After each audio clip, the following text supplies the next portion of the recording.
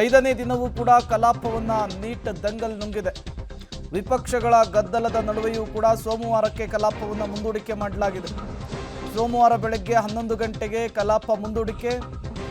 Speaker ಮುಂದೂಡಿ ಈಗಾಗಲೇ ಸೂಚನೆಯನ್ನು ಕೊಟ್ಟಿದ್ದಾರೆ. ಕಳೆದ 4 ದಿನಗಳಿಂದಲೂ ಕೂಡ ಗದ್ದಲ ಕೋಲಾಹಲದಿಂದಲೇ ಮುಂಗಾರು ಅಧಿವೇಶನ ಮುಂದೂಡಿಕೆ ಆಗ್ತಾನೇ ಇದೆ. ಅಧಿವೇಶನದ ಒಳಗಡೆ ವಿಪಕ್ಷಗಳು ಧರ್ಮೇಂದ್ರ ಪ್ರಧಾನ್ ಅವರ ರಾಜೀನಾಮೆಗೆ ಪಟ್ಟು ಹಿಡಿದು ಹೋರಾಟ ಮಾಡ್ತಾ ಇದ್ರೆ, ಸದನದ ಹೊರಗಡೆ ಕಾಕ್ರೋಚ್ ಜನತಾ ಪಾರ್ಟಿ ಧರ್ಮೇಂದ್ರ ಪ್ರಧಾನ್ ಅವರ ರಾಜೀನಾಮೆಗಾಗಿ ಪಟ್ಟು ಹಿಡಿದು ಹೋರಾಟವನ್ನು ಮಾಡ್ತಾ ಇರುವಂಥದ್ದು. ಅಧಿವೇಶನ ಆರಂಭವಾಗ್ತಾ ಇದ್ದ ಹಾಗೆ ಇದೇ ವಿಚಾರಕ್ಕೆ ಗದ್ದಲ ಕೋಲಾಹಲ ಪದೇ ಪದೇ ಪೋಸ್ಟ್ಪೋನ್ ಆಗ್ತಾ ಇದೆ.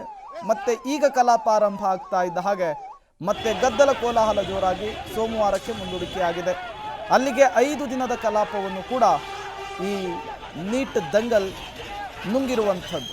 ಬಟ್ ಈಗ ರಾಜ್ಯದ ಉದ್ದಗಲಕ್ಕೂ ದೇಶದ ಹಲವು ಕಡೆಗಳಲ್ಲೂ ಕೇಂದ್ರ ಸರ್ಕಾರದ ವಿರುದ್ಧ ಪ್ರತಿಭಟನೆಗಳು ಜಾಸ್ತಿ ಆಗ್ತಾ ಇದ್ದಾವೆ. ಧರ್ಮೇಂದ್ರ ಪ್ರಧಾನ್ ಅವರ ರಾಜೀನಾಮೆಗಾಗಿ ಆಗ್ರಹಿಸಿ ದೊಡ್ಡ ಮಟ್ಟದಲ್ಲಿ ಹೋರಾಟಗಳಾಗ್ತಾ ಇದ್ದಾವೆ. ಈಗಾಗಲೇ ಕಾಕ್ರೋಚ್ ಜನತಾ ಪಾರ್ಟಿ ದೇಶದ ಉದ್ದಗಲಕ್ಕೂ ಕೂಡ ಶಾಂತಿಯುತವಾಗಿ ಇವತ್ತು ಪ್ರೊಟೆಸ್ಟನ್ನು ಮಾಡುವುದಕ್ಕೆ ಸೂಚನೆಯನ್ನು ಕೊಡಲಾಗಿತ್ತು. ಒಂದು ಕಡೆ ಕಾಂಗ್ರೆಸ್ಸು ಯುವಕರು ಪ್ರತಿಭಟನೆಯನ್ನು ಮಾಡ್ತಾ ಇದ್ರೆ, ಮತ್ತೊಂದು ಕಡೆ BJP ಕಾರ್ಯಕರ್ತರು ಮೋದಿಯವರನ್ನು ಟಾರ್ಗೆಟ್ ಮಾಡ್ತಾ ಇದ್ದಾರೆ.